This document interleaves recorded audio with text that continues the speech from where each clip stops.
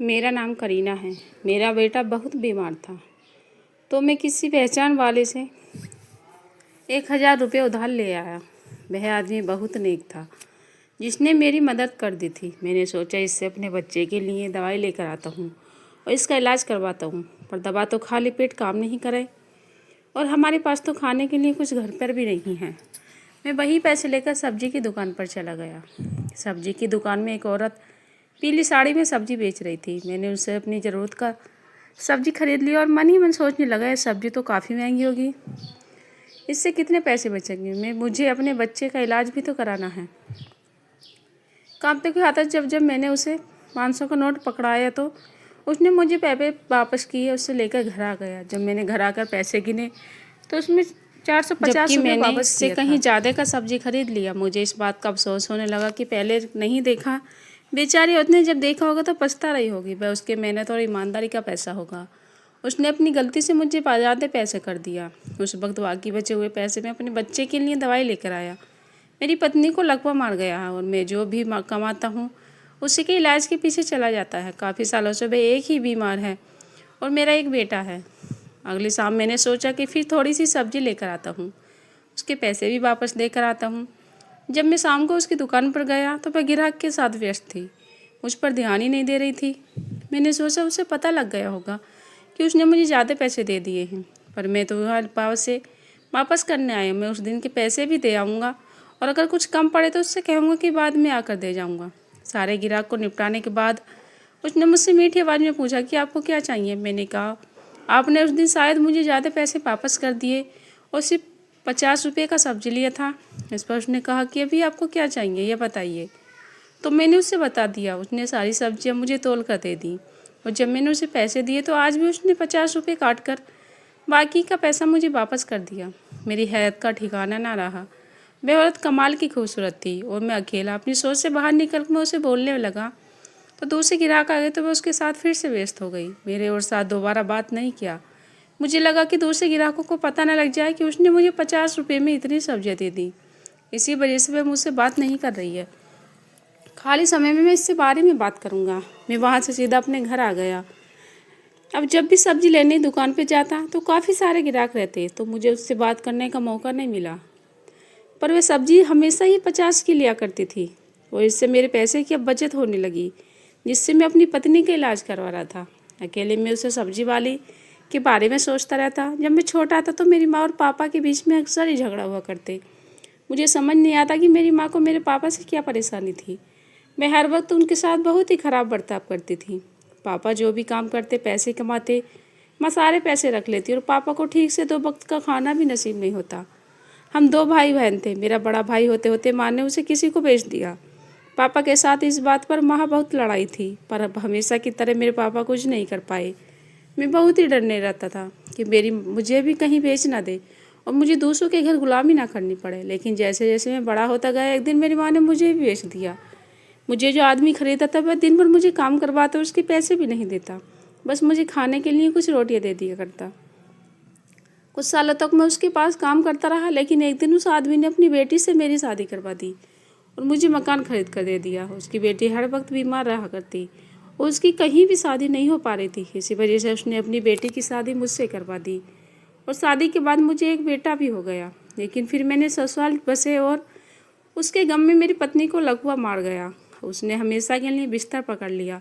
अब उसकी देखभाल मुझे ही करनी पड़ती है। साथ में बच्चों को देखभाल भी करता हूँ और काम भी करता हूँ। मजदूरी का काम करके किसी तरह से पैसे कमाता हूँ। रात को मुझे अकेलेपन का महसूस होता है। मेरी ज़िंदगी बिल्कुल जहन्नुम बन चुकी है। लेकिन सब्जी वाली की वजह से मेरे पैसे बचने लगे तो मैंने बेटे को सरकारी स्कूल में डाल दिया। वह स्कूल जाने लगा। सब्जी वाली से मिलकर मैं ताज़ा हो जाता था, लेकिन मैं सब्जी वाली के बारे में अपनी पत्नी और बेटे से कुछ नहीं कहता था, क्योंकि हमारे मोहल्ले में तो सभी लोग गरीब थे और वह औरतें सबसे पूरे पैसे लेती, पर मुझसे ही 50 लेती। और मुझे यह बात बिल्कुल भी समझ नहीं आती, आखिर मुझे वह पैसे कम क्यों लेती है। कहीं वह मुझे पसंद तो नहीं करती। तो उसने कभी मेरी ओर आंख उठाकर भी नहीं देखा। मोहल्ले के लोग जानते थे कि मेरी पत्नी बीमार रहती है, इसलिए मोहल्ले की कई अकेली औरतें मुझसे बात करने की कोशिश करती हैं कि मैं अपनी पत्नी को घर से निकाल कर उनके साथ रिश्ता बना लूँ, क्योंकि सब जानते हैं कि मैं अपनी पत्नी से बहुत परेशान हो चुका हूँ। पर सिर्फ मेरी पत्नी बीमार है, इस वजह से उसे घर से तो नहीं निकाल सकता और किसी दूसरी औरत के साथ रिश्ता नहीं बना सकता, चाहे मैं कितना भी तना रहूं। एक दिन मैं उस सब्जी वाली के पास लेने गया तो मैंने सोच लिया था कि आज उससे पूछूंगा कि आखिर तुम सब्जी के इतने कम पैसे क्यों लेती हो। आज वह सब्जी वाली बिल्कुल अकेली थी, तो मैं उससे पूछने ही जा रहा था, तभी दुकान पर ग्राहक आ गया और वह उनके साथ बातें करने लगी। उसने वही सब्जी ली, उसके ज़्यादा पैसे लिए। इसके बाद उसने मुझसे बात करी जब भी मैं सब्जी ली और उसने मुझसे सिर्फ 50 रुपये लिए। उस वक्त दुकान में ग्राहक की भीड़ लग गई तो मुझसे कुछ नहीं पूछ पाया और घर वापस आ गया। लेकिन अब मैं समझ चुका था, करीबन 100 रुपये से 150 रुपये की सब्जी पर मुझे सिर्फ 50 रुपये में ही दे देती है। एक दिन मैं जिस बिल्डिंग पर काम कर रहा था उसी छत की ढलाई होनी थी, तो मालिक ने मुझे पैसे दिए और सब मजदूरों के लिए सब्जी लाने को कहा। मैं उस सब्जी वाली के पास गया और ढेर सारी सब्जी खरीदने लगा। मुझे इतनी सारी सब्जी खरीदते हुए देखकर वह चौंक उठी। सारी सब्जियां तोड़ने के बाद जब मैंने उसे पैसे दिए तो उसने बस मुझसे 50 ही लिए। उसके चेहरे का भाव देखने के बाद मैंने कहा, यह सब्जियां मेरे लिए नहीं है, ये प्रमोट के सारे मजदूर को खिलाने के लिए सब्जियां लाने को कहा है। यह सुनकर उसने राहत की सांस ली और मुस्काई और फिर सारी सब्जी से मुझे हिसाब से पैसे लिए। उसकी मुस्कुराहट में एक आकर्षण था। पैसे देकर मैं सब्जियां लेने चला गया, लेकिन अब मुझे समझ आ चुका कि वही मुझे कम पैसे लेती है। आखिर वह मुझसे चाहती क्या है। उसने कभी भी मुझसे इसके बदले में कुछ नहीं मांगा और हमेशा बहुत प्यार से बात करती है। एक दिन शाम को काम खत्म होने के बाद मैं सब्जी खरीदने गया। मैंने सोचा आज मैं उससे पूछने के बहाने बात करूंगा। मैंने देखा दुकान में उसने किसी लड़की को काम पर रखा है। उसके सामने कुछ नहीं पूछ पाया और मौके की तलाश करता रहा।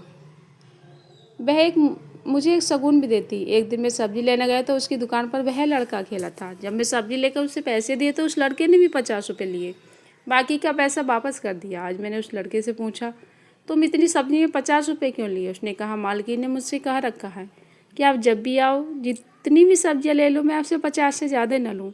जब मैं उस लड़के से इसकी वजह पूछी तो उसने कहा, मुझे इस मामले में कुछ नहीं मालूम, पर मालकिन को आपका काफ़ी इंतज़ार रहता है।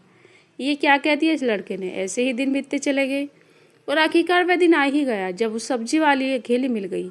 आज मैंने उससे पूछा, मैं तुमसे जितनी भी सब्जी लेता हूँ तुम उसके 50 ही क्यों लेती हो। उसने पूछा, आपके कम पैसे इसलिए आपको कोई मदद हुई। मैंने कहा, मेरी बहुत मदद हुई, मेरे पैसे बचने लगे, जिस वजह से अपने बेटे को स्कूल में दाखिला करवा दिया और अपनी पत्नी का भी इलाज करवाने लगा। उसने कहा, मैंने आपकी मदद करने के लिए ही सब्जी के कम पैसे लिए ताकि आपका भला हो जाए। अब मैंने उससे जो पूछा वह सुनकर वह घबरा गई। मैंने कहा, मैं तो गरीब की बस्ती में रहता हूँ और यहाँ ज़्यादातर लोग गरीब हैं और तुम फिर मेरी मदद क्यों करना चाहती हो। उसने कहा, अगर तुम ये जानते हो तो पहले एक वादा करना पड़ेगा कि सब जानने के बाद भी तुम मुझसे ही सब्जी लोगे। मैंने उससे वादा किया तो उसने कहा कि कल को तुम मेरे घर आ जाना, तो मैं जवाब मिल जाएगा और उसके जल्दी से अपना पता भी दे दिया।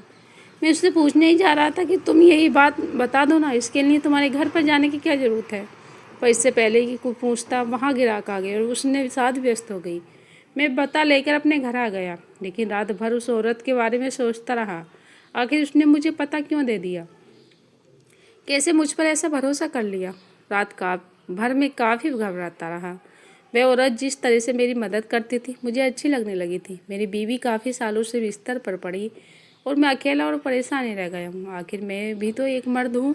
अब मुझे उस औरत के घर पर जाने में काफ़ी घबराहट होने लगी थी। कहीं मैंने उसके ऊपर काबू खो दिया तो। वह औरत बहुत ही खूबसूरत और अंदर से ही अंदर अकेला। रात भर में बेचैन था कि आखिर इस औरत ने मुझे घर क्यों बुलाया। मुझे वह हमेशा अकेली ही सब्जी बेचती हुई नजर आती है। उसका देखकर कभी नहीं लगा कि वह शादीशुदा होगी। अगली रात मैंने सोचा, मेरे सवालों का जवाब पाने के लिए मेरे पास आखिरी मौका है, क्योंकि आज अगर मैं नहीं गया तो दोबारा उससे ये बात सवाल नहीं पूछ पाऊंगा। दोस्तों, पूरी कहानी आपको अगले भाग में पढ़ने को मिलेगी। तब तक आप वीडियो को लाइक कीजिए, चैनल को सब्सक्राइब करके बेल आइकन प्रेस कीजिए। धन्यवाद।